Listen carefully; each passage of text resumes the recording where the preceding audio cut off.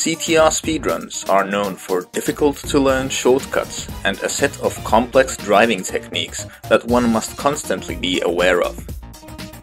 As the game is competed on both as an RTA speedrun and as a time trial game, certain shortcuts and techniques that are viable in a short time trial race might not be viable in a 50-minute speedrun. In this video, I will introduce every shortcut and technique performed by humans in time trials that have not been implemented by an RTA speedrunner. Number 1. Crash Cove. The first track in the game has the most difficult humanly viable shortcut in the game. The Crash Cove NMZ lap has been performed by a handful of people in time trials and only by using Pentapenguin. While it is the first track, which allows for relatively fast restarts, the fact it saves just 10 seconds makes it unlikely to be anywhere on the radar for prospective time saves, owing to its immense difficulty. We know that as Pentapenguin, you will be lucky to perform it once in a 5-hour session. Restarting Crash Cove for a whole week for a single attempt, just to lose a time save to not getting a Nitro on Tiny Arena, does not sound fun. Thus, I predict this shortcut will never be used in a speedrun that finishes. Number 2. Mystery Caves. Mystery Caves has a cool trick that has not really seen use in speedruns. Nicknamed Tom's SG, the trick involves taking the left side at the beginning of the lap and leaping to the small slope by the left side turtle. Although it only saves maybe half a second or so, I would not be surprised by the implementation of this trick, as it is relatively early in the run and failing it does not necessarily mean a restart. Number 3. Sewer Speedway. Another track with a cool speed ghost with a weird nickname. The Clodis SG has never been performed in a speedrun, and for a good reason. It is nearly impossible to get on NTSC, and even on PAL it is immensely difficult to perform using Dingodile. Number 4. Coco Park. Coco Park has a small shortcut we call Mega Shortcut. Why is it called Mega Shortcut if it's a small one? Well, the jump is pretty big, and it is a more mega version of an existing shortcut like all the other shortcuts we call Mega. However, the shortcut hardly saves time and realistically would not be useful in a speedrun in any typical situation.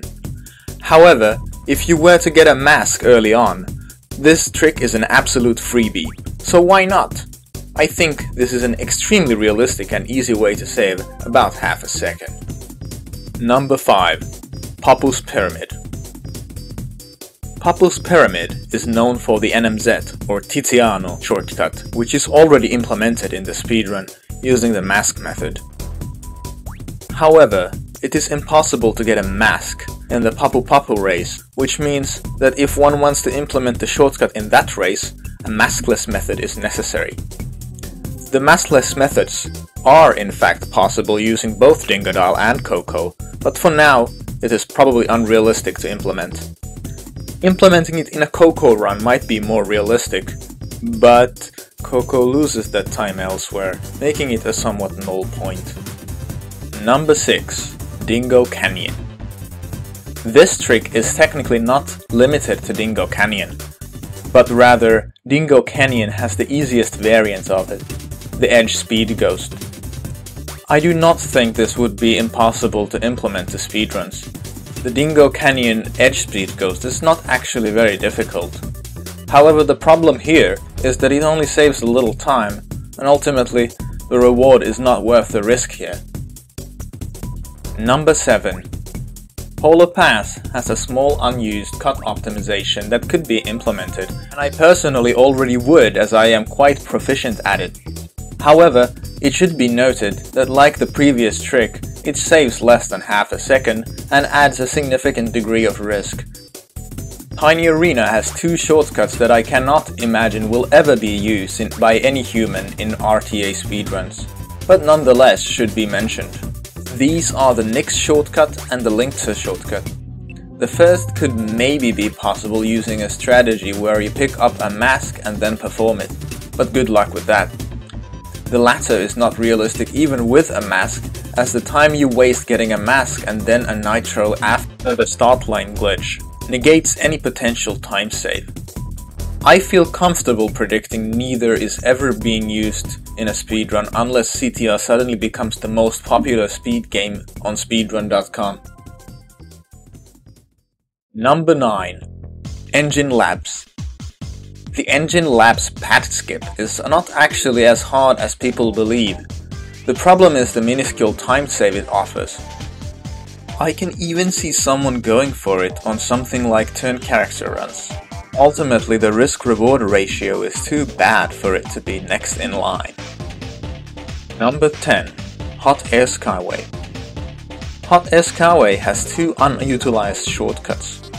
First, the shortcut that skips the entire hairpin section using USF to jump to the end, aka the mega shortcut, and the start lap under road clip shortcut that has actually been proven possible by Hypnoshark before.